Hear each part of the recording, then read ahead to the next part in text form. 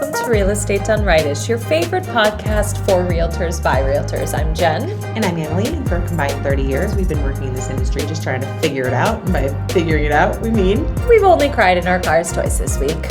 Yay! Yay! We actually just had a agent that is new to the area come through the office today and saw our little signs that are hanging behind us, and she's like, oh my gosh, I really like that tagline. That's really real. Yeah, she's new in the industry, but doing really well. Yeah. And so she knows a thing or two about crying in her car, apparently. Here we are. We're not crying. Well, like we've talked about, I feel like I used to get rattled, like early. Oh, yeah. I feel like you get rattled easier. And it just goes without saying in this faster podcast, like, it's just going to happen. But it's going to happen, then we're going to get rattled. And cry. Maybe not cry. Maybe not cry, maybe. I feel like there are some people that probably get really angry. I've heard people talk about that. It just so happens to be only men that I've heard talk about how they would get really angry with other agents on the phone, like in negotiations, and just like hang up and like do things. I'm like, yeah, emotion can show up in a lot of different ways. Yeah. Yeah. I might have mentioned this a couple weeks ago. It doesn't matter. Mm-hmm. I'm gonna re-mention it. I had an agent, not a male, a female. Yeah. She swore at me. Oh no. She hung up on me. Oh no. And it was her client didn't move out of the house. Like you talked about this. Yeah. But you didn't tell me that she swore at you. No, and I was on vacation, and she kept just like hanging up on me, or she told me to F off and then hung up on me. You should tell her she needs to go to anger management. Well, it was wild. She was so mad at me, and I was like, we're not in the wrong here, ma'am. Yeah. I think she was also on vacation, and she just didn't want to deal with it. But I was like, okay, but... She had her panties in a bunch. Or a bee in her bonnet. No. Or a pebble in her shoe. My gosh. Okay, things keep coming up this week. What we're talking about keeps coming up. But do you want to get a bee tattoo with me? Because that's what I was trying to guess where you were going with this. I'm allergic to bees. Okay, never mind. Bad idea. No, thank you. Okay. No, but this other podcast I listened to was talking about that phrase, a bee in your bonnet. Oh, yeah. And they're like, when that was like, when did that come up? Because it's not that big of a deal if you get a bee in your bonnet. And then they were like, it was probably, or no, it is a big deal. Like they were like, they're like, it's a downplaying people's emotions. Like, oh, you got a bee in your bonnet. It's like you could die. A bee in your bonnet is a big deal. And they're like, well, maybe it came up like during the Depression when someone's like, I'm literally coughing up blood over here and I'm dying. And then the other one was like, oh yeah. Don't get a bee in your bonnet. And they're like, I got a bee in my bonnet. They're like, oh my gosh, poor you. Like, calm down. Big deal. You're not coughing up blood. Yeah. Well, that's funny. Anyway, I like that. Because that's... Yeah, so part of why Annalie brought that up, that she heard this other thing on this other podcast, is that I was just talking to her briefly about this idea of contraction and expansion. I'm still getting over a cold. It's hard to say words sometimes, you know? Mm-hmm. And then we decided that you heard about it in another episode, and it got you thinking. We had a conversation about it, and then literally on my drive to my next thing after we talked about it, I put a podcast on, as I do, and it was not real estate related. It was just a chatty podcast. It's two actresses. Chatty Patty podcast. That should be the name of our next podcast. Are we starting another one? Yeah, why not? Just the Chatty Patties. Yeah. No, and for like 35 minutes, they talked just about expansion or contraction and expansion. Well, here we go. This is our chance. We're going to talk about it officially. Let's do it. Okay, before we do, if you like this podcast, we would invite you gladly to rate it, review it. So you can do 5 stars. That's the rating. You can write a review. That's the only one available, actually, for this podcast. You can't do 1 star. You can only choose 5. Yeah. Review it and share it. Yeah. That means a lot to us. We honestly don't know. People ask, like, why are you doing this podcast? Where is it going? And my answer is, I don't know, but we're having fun and we're doing it. But it does help us get exposure, and we think that's good for a lot of reasons. So thanks for doing that. Yeah, we're not sure why we want exposure.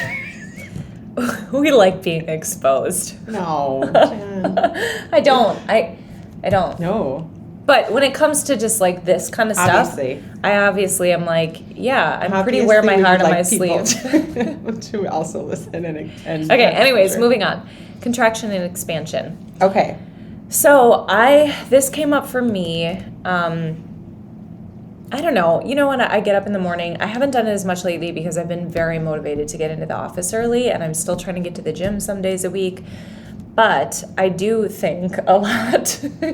And I used to get up every morning and spend at least an hour just like journaling, meditating, reading, writing, doing like just free writing, doing all the things. Mm-hmm. And so it was probably a week and a half ago that I was doing that, and this idea of contraction and expansion just kind of came up in my mind, like, oh, I definitely feel like I'm coming out of this season of contraction, and there were parts of it in this last year. It's been basically, well, a year and a half. A year. It was a year ago now that I sold my house and moved and like had this time focused on my other podcast and just kind of like, what's the next chapter? Decompression. I guess I'm calling it like almost a sabbatical now from a lot of years of life and leading. No, not from life. You know, just whatever. It doesn't matter what I need to call it. But anyways, there were parts of it that I would describe as quote unquote juicy, that I'm like, oh, this felt so yummy and not such hard like driving years. Mm-hmm. But there was also a lot of hard stuff that's happened this year for me, whether it's just personal life, or when you're, I guess, kind of at this crossroads for me. Like I was at crossroads again of like, what am I doing with my career? Like, am I going to be a trainer and coach? Am I going to, do these things, or am I getting back into sales? And then with that, a lot of, fear around money and resource and having to like shift. If you listen to the past episodes, you'll hear these themes come up over the last, when did we first start recording? April, I think. Yeah, so it's been a handful of months. But now I feel like I'm breathing again. Like I feel like, I just don't feel as tightly wound, and I don't know how to explain it except other than that, like energetically, when I realized that I was like exhaling, I was like, oh, I've been contracted for a long period of time. Mm-hmm. And so whenever I have this idea or this word that's standing out to me, then I'll go Google it. Like, tell me more about contraction and what happens after contraction. Expansion happens, and looking for themes of that in nature and looking for themes of that in my life. And like, there's lots of cliche phrases around like, you're not going to get a diamond unless you have pressure, or an oyster doesn't produce a pearl unless it has a grain of sand that's irritating it mm-hmm. for a period of time. And so you're refined in the fire. There are all these phrases, and they are that for a reason. They're kind of quippy for a reason, and it's because we experience these periods in life where we go through hard things, and almost always, if not always, on the other side of it, there tends to be a pearl or an expansion or a something, even if it's just a learning. It's a diamond, yeah, like the pressure. Yeah. But I was like, okay, yeah, I felt this contraction even in my mind. Like, yeah. Fear to me feels like contraction. Worry. I'll just like, people are like, what are you so afraid of? Or they think it's like a big deal, but it's like, who doesn't have days where you worry or you think about the what ifs or whatever, right? Yeah. For sure. Yeah, so I was looking back, and then I started thinking about those themes again. Well, what is it? What does contraction feel like? What is it really doing? And for those of you that have had kids or not had kids, or anybody that does, or you have a partner or whatever, and not everybody's been through labor and delivery, but that's like one of the most poignant examples that I can think of because of what a contraction actually feels like in your body. And for those that haven't experienced it, I'll just try briefly to explain it. Have you seen anybody go through labor? A Charlie horse? I'm like, Amy, actually maybe kind of. Like a really bad Charlie horse. It's different, actually. It's not as painful as a Charlie horse in a weird way. Oh. At least that's the way I would describe it. How much meds were you on? None. You did all unmedicated childbirth? I took one. It's called a shot of Nubane, and they shoot you in your butt with it. But it literally, they're like, it's just going to make you feel like you've had a glass of wine. Like it just kind It's of a nice little relaxes edge off, you. yeah. That's exactly what they say. That like it takes the edge off, but then Yeah. that wears off. So Yeah. it wore off. But not that it matters. I was totally open to taking pain meds. If you take pain meds, great. I'm not opposed to it. This is also This is not a about podcast how you should have labor and children. delivery. No. I've never done it, so I'd be a really bad Okay, host. so anyways, Okay. what happens is it comes over your body like a wave, the contraction does, and it starts usually on your upper, like by your ribs, and then slowly your whole abdomen hardens, like, and everything kind of seizes up, and it stays tight for however long it stays tight, and then it waves backwards the same way and releases the same way. And so every time you're contracting, you're tightening, and what it's doing is it's making room for, it's actually, I'm not going to go into all of the anatomy of it, but whatever, it's making room. It's expanding your body physically to make room for the baby to come forward, for you to like birth something. Okay, so I will liken this to, I was a dancer growing up, and so I was stretching a lot. Yep. I was a very naturally inflexible dancer. In fact, I had to try to stretch a lot. Yeah. But we did things where we would like tense up a muscle and like contract it and then stretch it. And you would keep doing that over and over again, and then you would make like big progress. You would see that you're able to move further because of the contracting and releasing. Yeah. I actually have that in here in my outline as like an exercise for somebody to do. So like if you're listening right now, we just do it right now. Like even just if you take your fist or your whole body, like your eyes, from the top of your head to the your toes, like tense everything up and hold it for 4 seconds, and then exhale and release, and you'll feel looser than before you had the tension. Yeah. So it makes more room is the idea. Yeah. And when I think about that, obviously we're talking about real estate and we're talking about business, and we say it around here, like your business will grow to the extent that you grow. So anything that you're doing in your personal life will also translate to your business. But I can see that in people's, when I've consulted in people's businesses and in my own growth, you have cyclical seasons of growth. And a part of that is, I think we could describe it as contraction. I see it with people that have teams. It's like, oh, we lost a couple of people. We pruned this or that, or this system or that system. When things get hard, or like even now, like it's a tough market or a tough economy, the business might contract a little bit. But in that, you're whittling out the stuff that was like unnecessary too, and then getting ready for a season of expansion. Yeah, or they always talk about like the best building blocks are put into place in a down market. Yeah. Right? Like the people that can really like systematize and focus in a down market, when the market gets better again, they are going to expand in a huge way. And that's like that. When literally the market is contracting, you contract your business and you get really focused on systems, being purposeful, back to the basics. What you're doing, lead gen, follow up, like really tighten up all those systems in a super specific way, because in a good market, it's really easy to get loosey-goosey. So literally you're contracting with the contracting market. And then if you can keep those systems and those all tight, when the market expands, then that's when people blow up. And we've seen that with teams in our office, where the last housing crisis, that's when they really put those building blocks into place, and then they exploded when the market opened back up. So the survivors typically build big businesses. So it's kind of the same. Yeah, that's so good. I love that you dove into that deeper. So one of the other, when I Googled it, I'm like, where else in nature do we see this like pattern of contraction expansion? So can you name one, Annalie? Ice. Oh, I love that. Freezing, ice. Oh, that's cool. Yeah. That's the first thing that came to my Okay, head. that's good. You're smart. What else? Maybe more. Breathing. Just like so creepy. Thanks for the ASMR breathing, Jen. And then I made a really bad spitting noise afterwards. So sorry to everyone's ears. Sorry, everybody. We hate us ourselves. Yeah. No breathing. Okay, so the other one they brought up was sponges in the ocean that are by the coral reefs, not wreath. They're two different things, guys. Okay, I thought this was interesting though. Okay, I'm gonna read to you. So sponges draw water through their bodies. These are like living creatures, by the way. Sponges are. Yeah, before you dry them out. Before you dry them out and kill them. Yeah. Well, also like Loofah sponges are, did you know it's a plant? It's actually a squash. No! Mm-hmm. How did you know that? I've seen people make them. You know a lot about nature. Okay, sponges draw water through their bodies to filter out food and oxygen. Over time, unwanted particles accumulate in their canal system. Contraction allows them to close all their openings and then forcefully expel water, flushing out everything that doesn't serve them.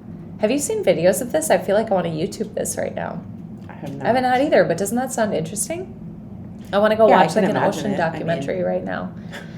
So by contracting, sponges can temporarily halt or adjust the flow of water. This is especially useful when surrounding environment contains too many harmful particles. They literally shut down to protect their delicate filtering system. So I felt that in this contraction phase. And I think I said it to you, and we probably even had it in a couple episodes when I was like, hey, I have this belief right now that's in this infantile stage, and I need you to help me protect it. Like, I can't take somebody coming to me right now and being like, are you sure you can do this? Like, this seems like a bad idea. That won't work. Like, there's a part of that contraction that's like, I only have room for the things that I need right now. Everything else needs to get out of here, you know? I thought that was kind of cool. Some sponges contract in response to changes in light, like after sunrise, preparing their system for increased daytime activity. That's interesting, isn't it? Sponges do this without muscles or nerves. They use specialized... I find this stuff so interesting. So great. Specialized contractile cells and chemical signaling to coordinate these whole body contractions.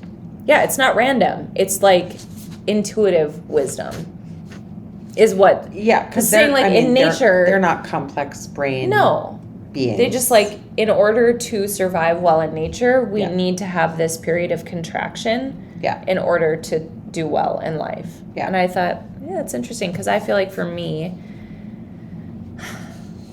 Can you see that in your life? Can you look back and like see periods where you're like, oh, things got squeezed out there?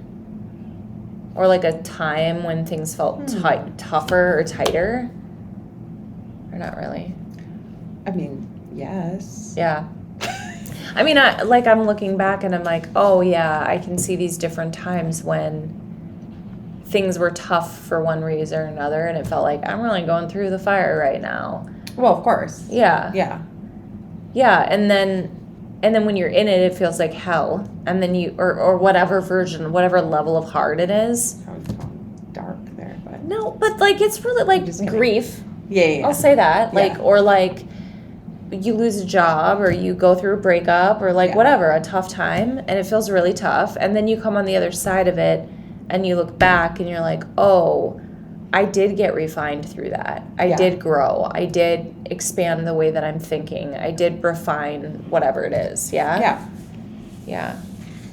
So it's not just me. I'm not alone in this. Well, no. I mean, like, I think during those times, usually there are things that aren't serving you anymore, or that are actually, like, you don't have the capacity to keep on your plate because you're going through something. And so those things kind of get flushed. And when you're coming out of whatever that period is, there's more space for hopefully better things to replace it. Yeah. Actually, this is kind of like tangential, but one of the books that I was reading was talking about, I think it was kind of in the vein of manifestation or abundance or something. And it was saying, just as a principle, you only have room for so much of everything in your life. Mm-hmm. And so, as an example, if you're really like, man, I could use a wardrobe refresh, if it's materialistic or not, I don't know, whatever. When was the last time you went through and got rid of everything that you're just not using? And who could you just give that to in this cycle of like giving and receiving? Mm-hmm. Not just giving only your shitty stuff away, but also like, I had some nice things that I'm just not wearing anymore for one reason or another. And it's like, I don't have to sell them. But if I just give this and make room, and then where else in my life am I holding on to old ways of thinking, or old relationships, or old friendships that aren't really there, but they're not clear, or I don't know. I'm just trying to think of examples of like, when do we go through and just make room for new?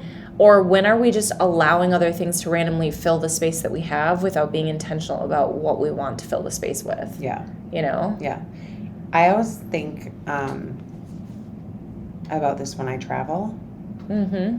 Whenever anybody travels, I'm always, and I don't think other people think like this, but I'm always like, okay, who do I want to be? Oh, Like I love that. while I'm on this trip. Oh, on the trip. Yeah, no, you've told me this. Okay, yeah, keep going. And it's a whole like, I curate outfits and I think about, okay, well, I'm going to be with these people, so like, what am I going to have the capacity for? But if I'm traveling alone or with a small group, it's like, oh, I'm going to bring a journal and I'm going to have journaling time at least once a day. Mm-hmm. And I'm going to plan out and like have this app to meditate or whatever it may, like whatever things that maybe your life is too busy and too cluttered to like be living this perfect life that you envision. Yeah. But then you can like bring all of these outfits not in a cluttered closet, and you can bring these tools and you can make space in your day if it's vacation or whatever you're traveling for, like even for work travel, when we've done like conferences, I'm like, oh, I'm going to show up like this for this week. And then I can choose what to bring home, or hopefully I'm already starting to put like some building blocks in place to bring that home. Mm-hmm. It's like, I think about, I don't know, I use traveling like that's really to spark cool. that a lot. I like that. And to spark like inspiration for what is or isn't serving me in my day to day. Because it's just like a clean slate moment. I feel Does that like make sense? Oh, totally. Okay. I think you just, again, to that point of like having more room on vacation, you typically would have more time or more space to even allow in new thoughts and new ways of looking at yourself and who do I want to be and what do I want to do. And I think obviously it seems obvious, but when we're like going so fast in life and we just don't take the time, I love the question like, who do I want to be? So for so long I didn't feel like, sounds kind of whatever, but I don't know if I felt like I had choices in that. Like I felt stuck in life, like stuck in my old career, church music, my relationship was stuck. My belief systems were kind of written for me.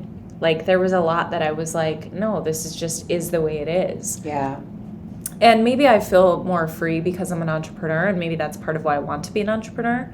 But like, I like that question. I like asking that a lot of like, who do I want to be and what does that look like? Because like, I think everything communicates something. So I think it's fun to think about what do my clothes say about who I want to be, and what does my hair say about who I want to be, and what does the way I carry myself say about who I want to be. And at any time we can change any of that. And I think it's easy to forget that, like. Yeah.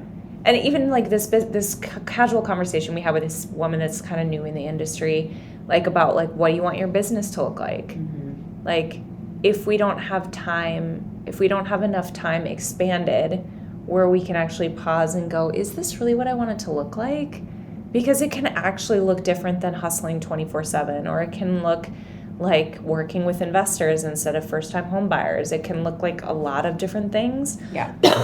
Excuse me. But unless we pause and take the time, it's just default mode, and then it's like time moves fast. Yeah, so fast. I know. Okay, I have a question. Yeah. This is like just has been building in my brain as you've been talking. Are there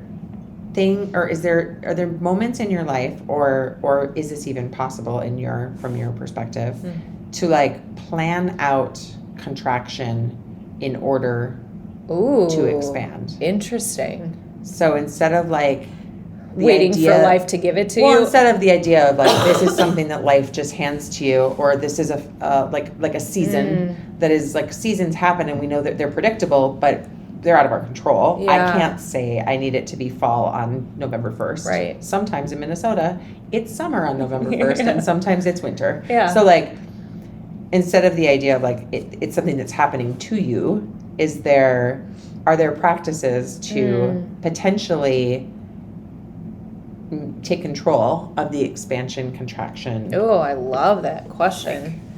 I'm just spitballing with you. I mean, we don't know. I don't know if I know anything, but I'm saying from your perspective. From my perspective. I guess I would like label it more like pruning. Because I don't know if I can choose contraction, like the way I can't choose when I'm going to go into labor. Like there's just seasons that happen naturally, but I think I can choose to prune, and I can also choose to let go where I otherwise was holding on. Like I think a little different framework. Yeah, it similar. is, but I feel like that's where the choosing comes in. It's like, oh, I've been holding on to this employee for longer than they wanted to stay and longer they should have been here. I've been holding on to this old model for my business that isn't working anymore. AI's changed, social media's changed, or I haven't looked at my finances in detail, whether it's business or personal, and there's a lot of pruning that I can do there to make room for more, like whether it's receiving more or it's spending differently or investing differently. So it feels different to me, I guess I would say, than contraction. I feel like contraction is the way life shows up for you when you're not choosing it. Yeah, it's not a choice. It's a nature-driven or environment-driven. But I also feel like there's, maybe not, this is getting philosophical, but like I was going to say, I feel like you can still choose how you respond to contraction. Of course. But maybe you can't. Maybe like maybe eventually. You can have, here's what I would say.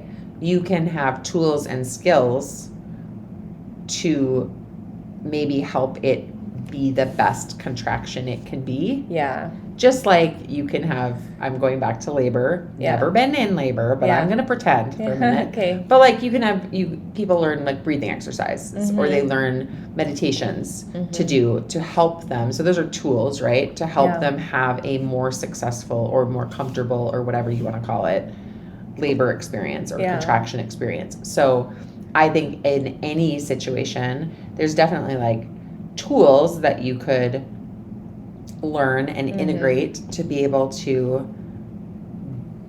better either survive it or take advantage of what it is, being ready to, like, I'll use the example back of like the business when people say the market contracts, that's when the most successful people buckle down, focus on back to the basics, and then when the market expands, their business expands, right? There are a lot of people that choose not to do those things. Yeah. Or there are a lot of people that don't even know that that's what they should be doing because they've never been taught how to do that in the first place. Maybe they've been a person that's just been really blessed and they've never had to lead generate and they just knew a ton of people. And now all of a sudden those people are gone, right? And they have to learn new skills, but they don't even know where to start. Well, those people get out of the business. Yeah. You know, and that 2008 crash showed us that with a lot of people. There were a lot of really successful people that did not survive that crash.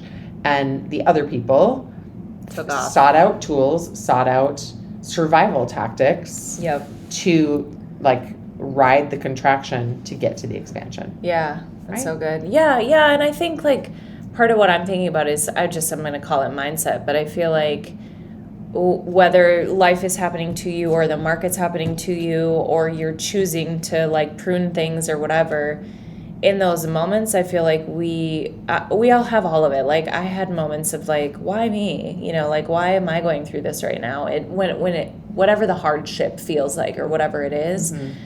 But the thing that I've been working on a lot over the last several years is what does it look like to there's a phrase, it's probably Deepak Chopra, somebody that talks about accept it,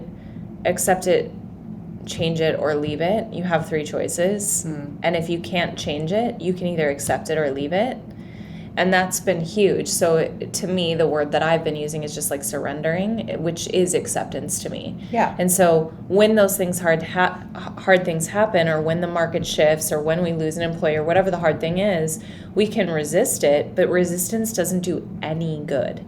Yeah. Like it just creates tension. It's like the thing already happened.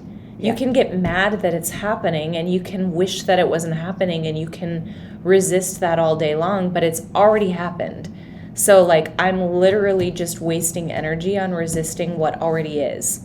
So then I'm like, okay, so what does it look like to just go, okay, I'm accepting this right now. I'm accepting that this is where I'm at right now. And now what am I going to do with it? Yeah. Like if I'm just taking it back to business, I'm like, okay, been door knocking. I've been calling my database. I've been sending weekly newsletters to my database of 400 people. Yeah. I had one closed transaction from that after how many months? And I'm like, I'm not putting myself on a pedestal, but I'm like, okay, I can resist that and get pissed about it. Or I can do something different. I can like change it. I can leave it. I can, but resisting it doesn't help. So I think that's huge in those seasons of contraction or of hardship, of like, it's not just like, oh, everything. I don't love the phrase "it's meant to be" or like all things happen for a reason. Yeah, I just kind of don't love it. But if you believe that, that's fine. But like, for me, I'm like, it is what it is. To me, I'm look at nature as an example. I'm like, well, that just happened and that's really shitty. It just is. It just is. Now we're here. We can't go back. Yeah. So now what? So now how are we gonna deal with it? So anyways, I think in business, just to like put a pin in this, I think that sometimes in those moments, the best thing to do is like ask somebody else. Like if you have an accountability group or a trusted person, somebody not in the industry, but just to get their perspective of like, okay, I'm here. Yeah. What are your thoughts? For sure. Or like, what would you do if you were me to like move through this? Yeah. Because I think sometimes it's really hard to. So hard to be objective and see. Yeah. To see what you can't see. We all have stuff we can't see. So for sure, that's a really good point. Yeah. You tell me stuff all the time. Same. You're like, have you considered? Well, and you feel kind of sheepish saying that because it's all things you would probably tell somebody else. Yeah. It's all things you already know, and same with the advice you give me. Maybe, though. I don't know. Yeah. Sometimes it is like you have blinders on and you're just like, eh. So I would just say like, fine. Yeah. And then like counsel. the seeming obvious, like to put a second pin in this, is that I do think that it's natural, it is in nature that expansion does follow contraction. And I feel like it's really hard to accept that or receive that when you're in a period of contraction. Yeah. But to just remember, like, it will ease up. Like this too shall pass. This too shall pass. Yeah. Like on the other side of it. We are pulling out all of the cliches. But I will say that I do feel mentally stronger right now. Yeah. I feel like I've cleaned out a lot of bad habitual thoughts that were, who knows where they came from.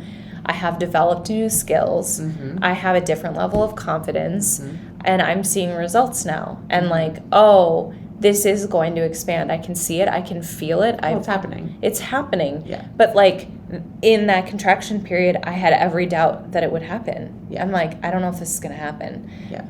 So whatever, like it's normal in whatever the challenges in life, I think, to feel those things. But then if this is just like a little bit of a reminder, if you're in a period like that now, this too shall pass. Yeah. Yeah. And on the other side, it'll probably be better than it was before you went into it, which is so hard to hear when you're in it. But. Well, I'm gonna challenge that a tiny bit. Yeah. It only will get better on the other side of it if you do something. Yeah. Yeah. Yeah. Or you're gonna repeat the same cycle. Yeah. Or you're gonna, you know, it's not gonna expand. It's gonna continue to contract until it implodes. Yeah.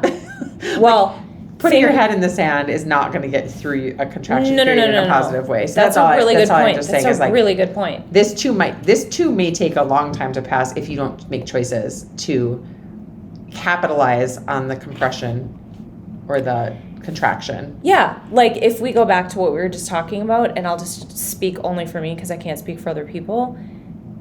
I mean, there are plenty of times when you can throw in the towel. Like when you're just like... Yeah. I am, and maybe that should be a choice for some people at some times. Like there are times to call it quits and know when that is. Yeah. But like, or if you can keep like running the same cycle and it's like a slow, I'm just gonna say death, like a slow end to whatever the thing is that needs to happen rather than you deciding it. But like there are plenty of points when I could have done that and still could. Like I could every day. But yeah, you have to. We've said it many times on this podcast, like that you have to choose to like not do that if you don't want to do that. If you don't want to choose different things. Yeah. I think, well, here I'm just going to like break down what I've seen when you're saying I feel like I've just been in this period of contraction. So to you, contraction meant it was becoming go time. It was either jump back into sales and give it your all, Yep. or find a different plan. Find a which job. could be a job. Yeah. Or would be a job, Yeah. right? A not self-employed job. Yeah.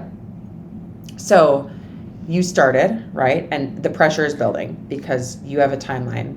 Yeah. To I've start got only making so money. much money that I've been spending for a long time now. Yeah. So that's a really funny sentence. I have only so much money that I've been spending for a really long time. It sounds like you've I'm already reaching spent the it. end of my rope. So- Yeah. I've been spending this money for so long, you guys. It's the same money. Just keep spending it. It's really funny to me for some reason. Yeah. Okay. Anyway, so contraction is building, and that was the moment that you decided, okay, I'm going to go back into selling real estate. Yeah. Yeah. Or like there was this start. That's to me Yeah. like the start of like, oh, it's time to make some decisions. So Yep. the spring is like loading. Yep. And then once you made that decision, every week the spring was getting tighter. Yeah. And when things weren't working, the spring tightens a little faster or a little Yep. harder. Yep. And it starts to feel out of your control Yeah. because it's just happening. Yeah. And it's time, right? Time goes by really fast. Like Yeah. you said, like it's amazing. I can't believe it. It's July. I don't know how that happened. But instead of 6 weeks in, 8 weeks in, I mean, there were times, I will say, there were times in this process for you that you paused and you were just like, I'm doing nothing this week because I don't know what to do. Or like, it's not working. And there were days where you paused. And I think that's like an important thing to point out, that it's like, and then you chose to do something different. You were like, that's not working. And the pause probably needed to happen to just reset and say like, okay, I've got some decisions to make. And again, is it, do I go look for a job, or do I keep doing, do I shift gears on what I'm doing? Right. And so there was these moments, like as the spring was twisting, I just always think of this as a spring because I've never had a baby, so I don't think of it as labor. I like that. I like the loaded spring. Like I the like spring this. keeps twisting and loading and loading and loading, and then there's pauses where it's Yeah. not loading, or it's loading even faster, but you pause because it's too much and you need a minute. Yeah. But That's then so good. you kept choosing to try different things, and you kept going and you kept going, and maybe that even like slows the spring from loading a little bit. Yeah. And then you started seeing results. Yeah. And then it starts to feel like there's this huge expansion that's Yeah. coming, and the spring gets to unload because all of the tension surrounding, is this as good, is the decision I made going to work? Yeah. It starts working. Yeah. And now it's like, and then now you can go. Yeah. Also. That's what I'm feeling. Like yeah. now you have the energy and Yeah. the freedom, because that spring loading literally in your gut every day is not twisting you into Twistedville.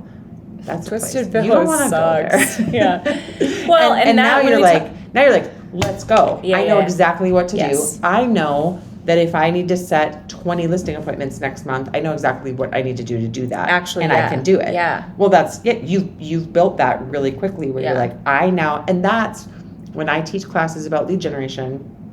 I call that like the warm blanket of lead generation. Yeah. When you find a niche Yeah. that works for you, and you know, like I worked old expireds, and I knew that for every 200 calls, I was going to have 2 good conversations, and one of those should turn into an appointment. Yeah. So I knew if I needed a listing appointment to make 200 calls. Done. And you don't have this spring loading. You don't have fear because you just When know you what you need to do. When Yeah. you have that, 1000%. and you know that it's a skill that you're comfortable with and you're good with, you don't have to go through as many seasons of compression and expansion. You can hold, I mean, at least for lead gen. Yeah. For everything else, Who knows? too bad. But for lead gen or for your business being stable, you can get rid of the big compression expansion, and maybe they're little. There's going to be other things, right? There's going to be staff. There's going to be market conditions. There's going to be crazy other things that cause that anyway. But it's been fun to watch you literally do like the things that people talk about, and to like, I can see when we're talking about this spring loading, like I saw the times where I was like, it's about to like the spring could break. Yeah. And then you're gone. And I was like, can you please just find some sellers who don't leave me forever I know, in real estate? right? Oh my gosh. Can't be alone over here. Thank you for that reflection, by the way. And this is Yeah. why it's so great to have great friends, guys. If you don't have one, you should get one. Which we chose each other. You should get one. We chose each other as friends. We and did. we worked on this. I think that's how it happens usually. Yeah. No, I know. But, like, you actually become intentional about it. We didn't get assigned to one Can another. you fill me up a little bit more? Yes. I was just thinking as you were like walking through that, I'm like, that really is a great analogy for how it felt. And when I talk about the biggest battle that you fight is in your mind, when the spring is loading, the biggest battle is not paying attention to she overfilled herself again. The second time. I know, why are you doing that? So excited. I have to Yeah, get a towel. She's gonna get a towel to wipe up her Prosecco. Those were the times when I took the pause and took a day and did nothing because I was like, I have to find a way to breathe right now and not let fear take over. Because that's when the spring load's really tight. Like when it's what is I'm it? back. Oh, you're back. She's back. I rolled back in. She rolled away and now she's back. And I think that I'm allowing. We're both allowing. We're taking time on this, but part of why I want to take time on this conversation is because I just think it's relevant to every facet of life, and I think we all go through these times And the reason that I share and I like to hear other people's stories is because I just think we all have the same story. It just puts on a different flavor at different seasons in life or different challenges. But like the human condition is the same. Yeah. And so this from my like brief experience over the last few months, the hardest battle to fight was when your mind, which is your ego, which is your pride, which is the really just greedy human side of you that is panning for threats all the time and looking for how it's going to survive. That isn't even the true me, I don't think, but it's your mind. It's human. It is what it is. So when the spring is loading really, really tight, and you're panicking about whatever, or I think about like dating and having early on experiences where you can go into these panic modes of like, why didn't he text back? And like, what's happening? Yeah. And all that stuff. Wherever you're at in life right now, if you're 25 and you're listening to this and you're panicking about that, it's the same spring load that's happening. Yeah. And it's the same fear pattern, and it's the same mentality that creeps in that's like, hey, just like, that's where the battle is. And if you can, I don't even want to say fight it, because I feel like fighting just creates more resistance. Yeah. It's actually just like, I heard something once about like, what is self-compassion? And self-compassion is going to the parts of us that we resist and fight and just putting your arms around it and going, I see you. It's okay. And I had moments where I was doing that. I was talking out loud to myself, just being like, you're okay. You're okay. You're taken care of. You've got this. Yeah. Instead of being like, you idiot, don't be afraid. Ooh, Sorry, it was so loud. It scared me. But yeah, self-compassion, like having, this might be woo for some of you listening. Is this woo for you, Annie? Is this too woo for you? Okay. I was raised by hippies. I don't even think this is that woo, honestly. And this is, again, comes back to some of the stuff we talked about. I'm like, I've heard post-Navy businessmen talk about these principles. They just package it differently. It's the same. It's the same stuff. So, chew the meat, spit out the bones. That I've never heard before. Is that a somebody messaged that to me the other day about something. Oh, it was weird. Okay. I learned something new today. That was all I learned about this from this whole podcast. But chew the meat, spit out the bones. I like it. Take what you like. No, I don't think. I think putting certain words to certain feelings can, or like even talking about this can feel woo for some people. Because they don't talk about their stuff, yeah? Yeah. But I think that, I don't know, like, isn't everybody in therapy in this day and age? Not everybody, but a lot Virtually. of people. Yeah. I'm not. We all should be. I would be, but my insurance doesn't cover it, so. I'm not. I'm just saying, I think I got this. Clearly you got this. No. I'll be your therapist. Oh, Okay. It's working out really well, so might as well not change it. Sure. This is our therapy. Yeah. No, but I think that just the idea of thinking about these things or putting a label to these feelings or looking to nature for these examples or think like I said, like my brain keeps creating a spring. Like I know now after having this conversation in a more purposeful way that I will like look for people who look like they're loading and be like, okay, what's going on? Because you can tell when somebody is in that space. Yeah. And if it's somebody that you care about, maybe you have a conversation. Yeah. You're like, hey, you look like you're compressing. Tell me what's going on. You look like shit right now. No, what's wrong with you? You look a little twisted. You look literally like you're twisting. Yeah. Are you okay? Yeah. Or whatever. I mean, I would say that to somebody. You're more direct. Would probably would not. But I think so. I mean, I just whatever. I don't think. I think community is super valuable, and I think we it. all have that stuff. And I think just to be able to, however you want to say it, like, hey, how you doing? What's going on in life right now? Yeah, but I don't think we have to worry about like this being too woo. It's real, and it's it's in nature, so it's real. Mm-hmm. We didn't make it up. No. You had a baby. That's real. I breathe every day. You also did not. I too breathe every day.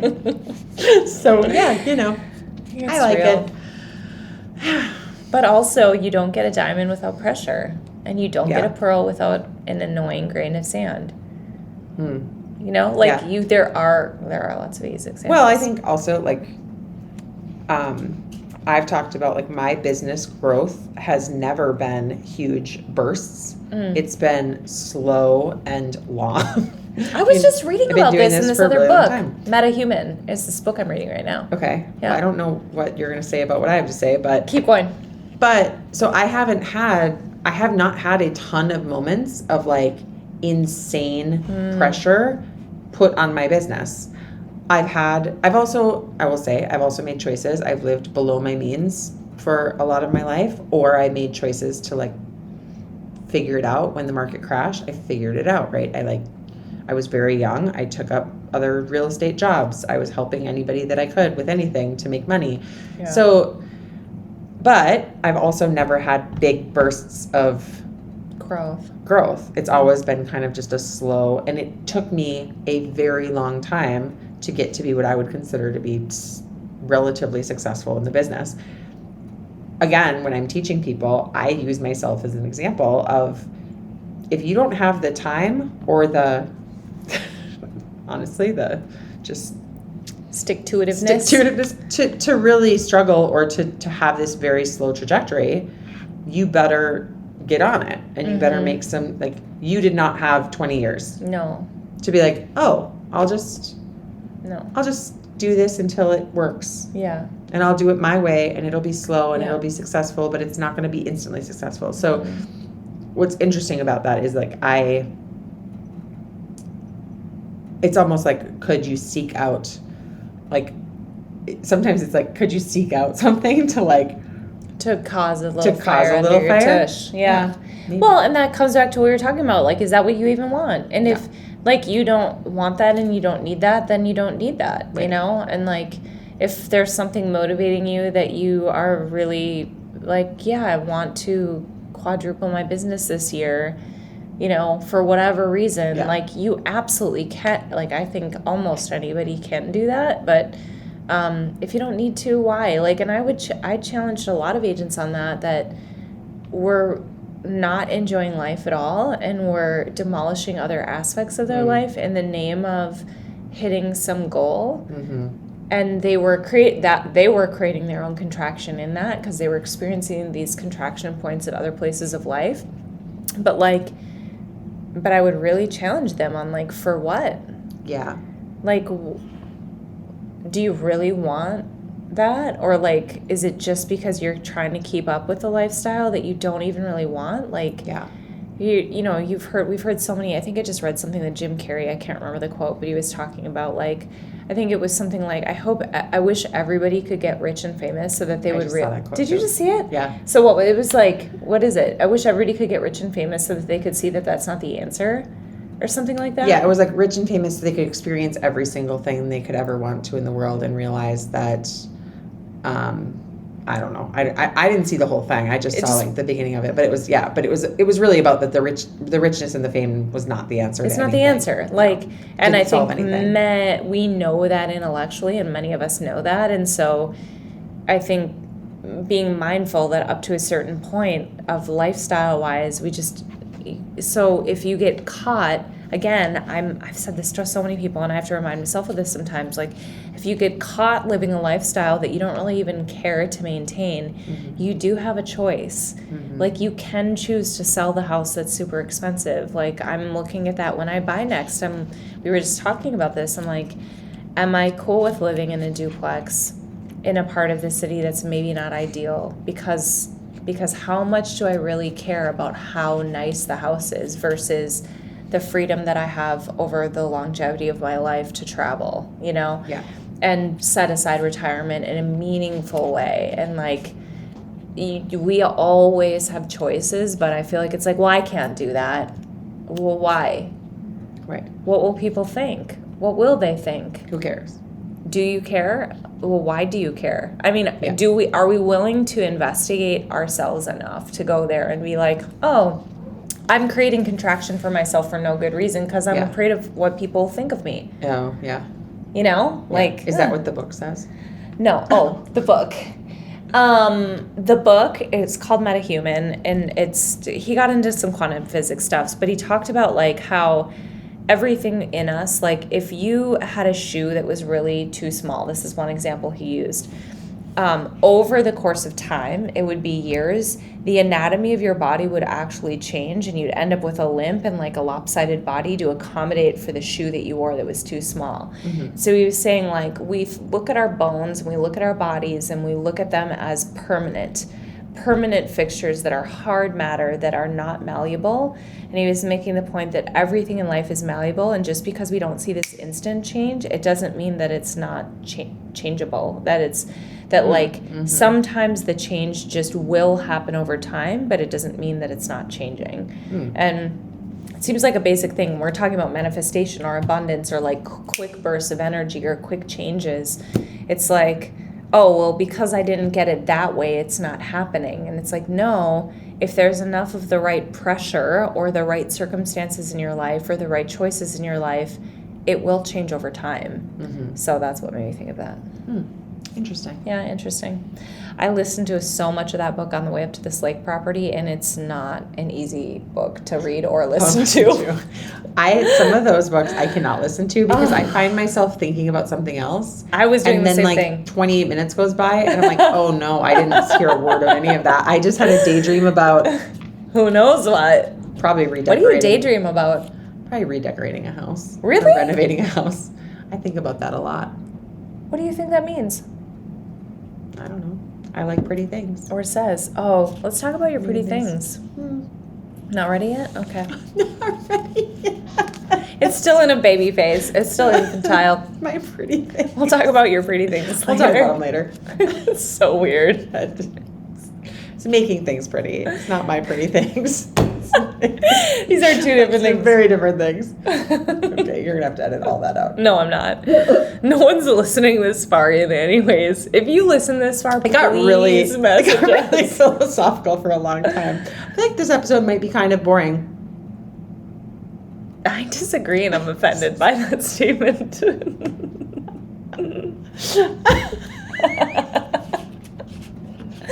I'm bored. I'm just kidding. Don't you think I'm if kidding. we were having wine on your porch right now, this is what we'd be talking about? 100%. I also am not bored. I'm having a wonderful time. I also think this is not boring. I think for some people, this will be boring. It will be boring. They'll tune it out. That's fine. It will not be for us everybody. listening to a metaphysics book and being like zoning out, thinking about other things. Okay, that's fine. Do you have anything you want to end with on that note? Yeah, let's not end on this note. No. What else do we want to end with? Do you have anything fun about this week that you want to talk about? No? Your life's not fun lately? No, my life is so fun lately. Oh. I just got back from Michigan. I'm going to northern Minnesota this weekend to do some work at 2 northern Minnesota properties. And then I'm home for a week, and then I'm in Alaska for 2 weeks. So I'm in summer travel mode. Oh, I'm not home for a week. I go up north to reside my tiny house. When? The weekend after this weekend. Oh my gosh. And then I come home, and then I go to Alaska. So I'm really not going to be here for about a month. I'll see you in August. You guys, you're never going to hear the podcast again. This is it. No, that's not Just true. kidding. That's not going to happen. Okay. Anything else to finish this on? I think because we talked about me a lot on this episode, and because people are like, "What the hell are you doing, Jen? Do you have any proof in the pudding?" I talked on the episode that's going to air on Tuesday. That do you think people think that? I think maybe you? sometimes they do, and maybe that's a projection because sometimes I think that about people. Oh. When people, okay, I'm just gonna unfilter because that's what we're doing. Okay. Sometimes when people are on social media and they're getting on there to talk about all the lessons they've learned in life and like how you should follow their story. Yeah. I look at their story. I look at where they are, and I'm like, do I want to bake that cake? Like, you're giving me the lessons and the recipe for the cake that you baked. Do I want to bake that cake? I'm not so sure if I do. And I think that's why I err on the side of transparency, because I don't feel like I've got it. I really don't feel like I've got it all figured out. So when I'm like, here's the lesson I'm learning, I don't want it to come across as like preachy or like, I got it now. And so I think that our vibe is we don't think we ever have it. That's why it's real estate done right-ish. I guess. We're pretty much like, I guess, but then we are trying our best to do it right-ish. But because we're airing day. so much on that side, there is also this element of like, do you have anything figured out? Oh, you know? And okay.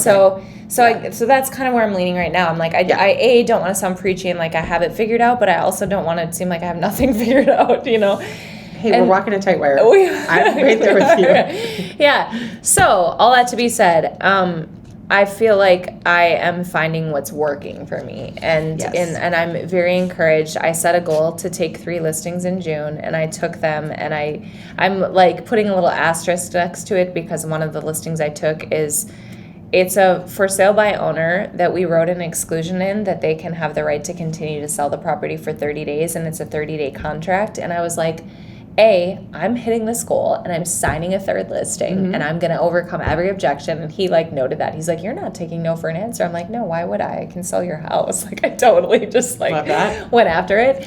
If for nothing else, that's such good skill building. 1,000%. That it doesn't matter. Yeah. Like, also, you don't need to sell every listing you take. You build that in. So great. Yeah. You took 3. Thank you. Yeah. And then I was like, and I'm going to do the work for him that I can do in this 30 days to show him how I communicate and who I am and what I do offer. And it's a trial run. And I told him that straight up. I'm like, this is what I hope this is. Yeah. And I know that you can cancel the contract at any day, this contract or a potential future contract. And so my job is to continually earn your business. That's how I work. And so I'm like, if after this 30 days, he's like, I don't want to work with you, then great. Then I've done everything I could do and we weren't a match. But I took the 3 listings, which felt like a really huge goal at the beginning of that month. And I'm proud of that. And I set 11 listing appointments, again with the asterisk that some of them were with investors that were like, I'm not sure if the equity's there and if it's time to sell. But now they're in my database and now I have a relationship and someday it'll be time to sell and a certain percentage of them. Or buy, that too. So that feels like a shit ton of listing appointments for me to set and hold. It's like, huge. It feels absurd to me, especially given. Also, I have a question. The nothing burger that I had. Properties. Yes. Did you count each property? No. So you set more than that. Yeah, you're right. And I didn't count the potential buy sides on it either. So I'm like probably at 15 or something like that. Yeah. And so let me just pause if you haven't listened to any other episode, and if you've listened this far into this episode. Whoa, you should go listen to something else. I'm just kidding. You're fine. The first 6 months of this year, I held a total of like 3 appointments.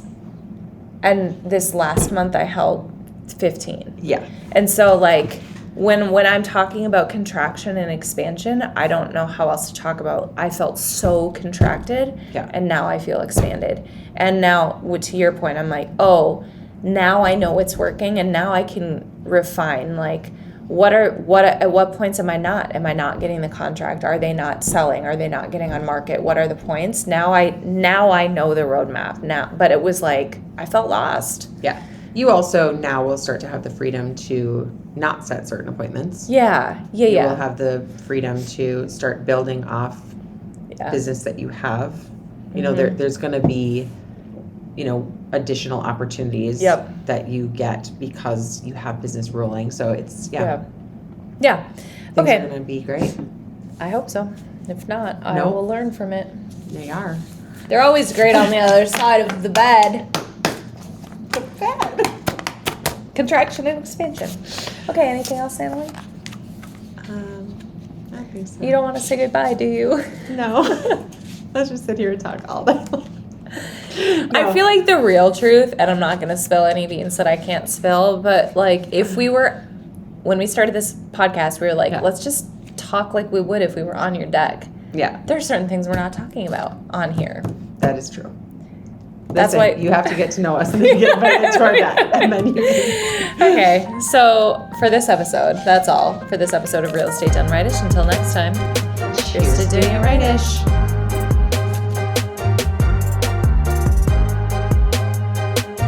We'll try. I'll just do it as fast as it feels, okay? The information, opinions, and recommendations presented in this podcast are for general knowledge and informational purposes only and do not constitute professional, legal, or financial advice. As licensed real estate agents in the state of Minnesota, we are not attorneys, financial advisors, or tax professionals, and we cannot provide advice in those areas or in regards to any agency or broker-specific topics in any other state. Any reliance you place on the information provided in this podcast is strictly at your own risk. We strongly encourage you to consult with qualified professionals for specific guidance related to your individual circumstances. Wow! That was good. All right.